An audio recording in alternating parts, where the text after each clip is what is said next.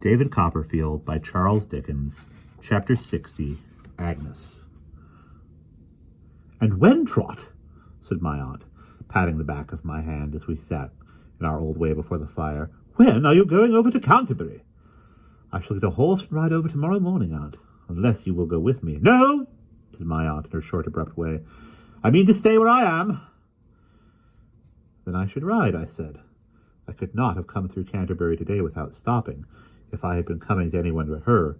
She was pleased, but answered, "Tut, Trot, my old bones would have kept till tomorrow," and softly patted my hand again as I sat looking thoughtfully at the fire. We both kept silence for some minutes. When I raised my eyes, I found that she was steadily observant of me. "Has Agnes any—" I was thinking aloud rather than speaking. "Well, hey, any what?" said my aunt sharply. "Any lover?" said I. "A score!" cried my aunt, with a kind of indignant pride. "She might have married 20 times, my dear, since you have been gone." "No doubt," said I, "no doubt. But has she any lover who is worthy of her? Agnes could care for no other." My aunt sat musing for a little while with her chin upon her hand. Slowly raising her eyes to mine, she said, "I suspect she has an attachment, Trot." "A prosperous one," said I. "Trot," returned my aunt gravely, "I can't say. I have no right to tell you even so much.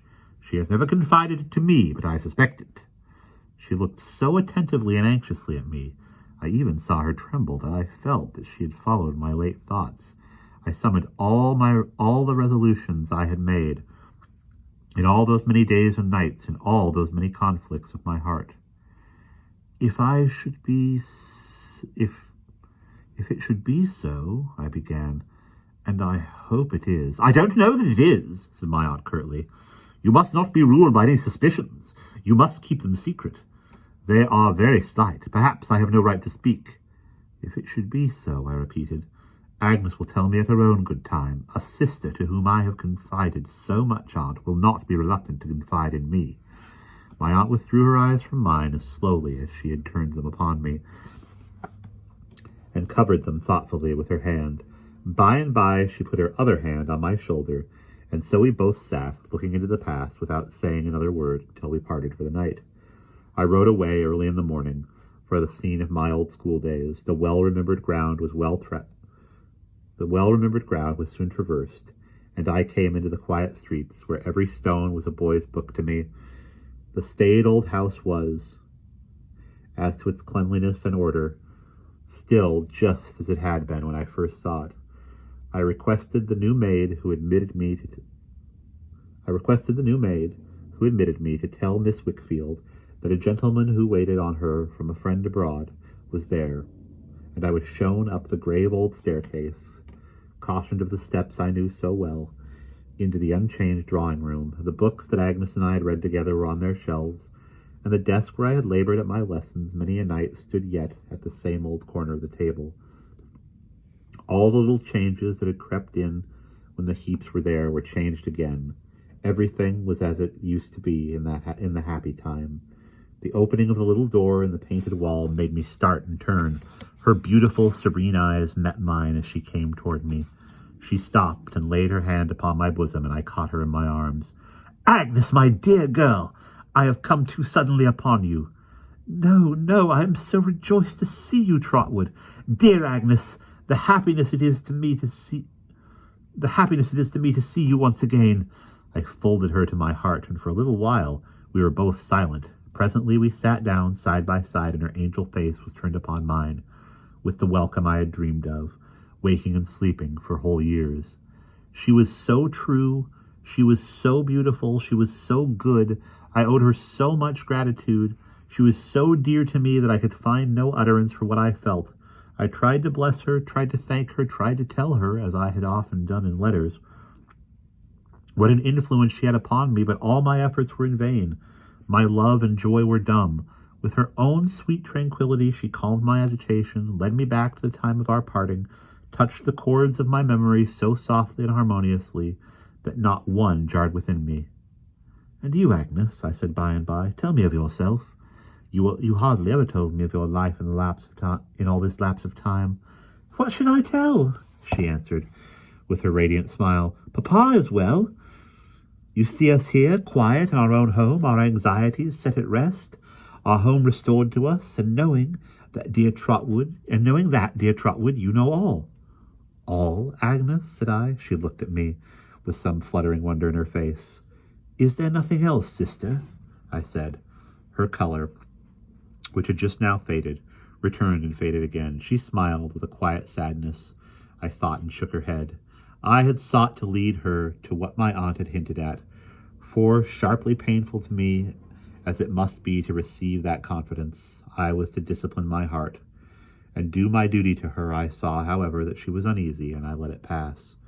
I walked through the streets, and once more seeing my old adversary, the butcher, now a constable with his staff hanging up in the shop, went down to look at the place where I had fought him, and there meditated on Miss Shepherd and the eldest Miss Larkins, and all the idle lovers and likings and dislikings of that time. Nothing seemed to have survived that time but Agnes, and she, ever a star above me, was brighter and brighter. When I returned, Mr. Wickfield had come from a garden he had a couple or so miles out of town, where he was now employed himself almost every day. The tranquillity and peace belonging of old to that quiet ground in my memory pervaded it again. After tea, we three sat together talking of bygone days. Have you any intention of going away again? Agnes asked me. What does my sister say to that? I hope not. Then I have no such intention, Agnes. I think you ought not, Trotwood, since you ask me, she said mildly. Your growing reputation and success enlarge your power of doing good, and if I could spare my brother, with her eyes upon me, perhaps the time could not. What I am you have made me, Agnes. You should know best. She only shook her head. Through her tears I saw the same sad, quiet smile. And I am grateful for you, and I am grateful to you for it, Agnes. So bound to you that there is no name for the affection of my heart. I want you to know, yet don't know how to tell you, that all my life long I shall look up to you and be guided by you, as I have been through the darkness that is past. You will always be my solace and resource, as you have always been. Until I die, my dearest sister, I shall see you always before me, pointing upward. She put her hand to mine, and told me that she was proud of me, and of what I said, although I praised her very far beyond her worth. Will you laugh at my cherishing such fancies, Agnes? Oh, no, oh, no. For an instant a distressful shadow crossed her face, and even in the start it gave me, it was gone, and she was playing on, looking at me with her own calm smile. As I rode back in the lonely night, the wind going by me like a restless memory, I thought of this, and feared she was not happy. I was not happy, but thus far I had faithfully set the seal upon the past, and thinking of her pointing upward,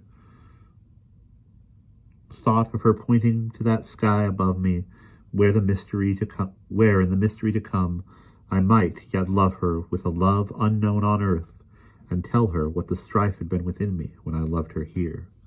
And that is the end of chapter 60.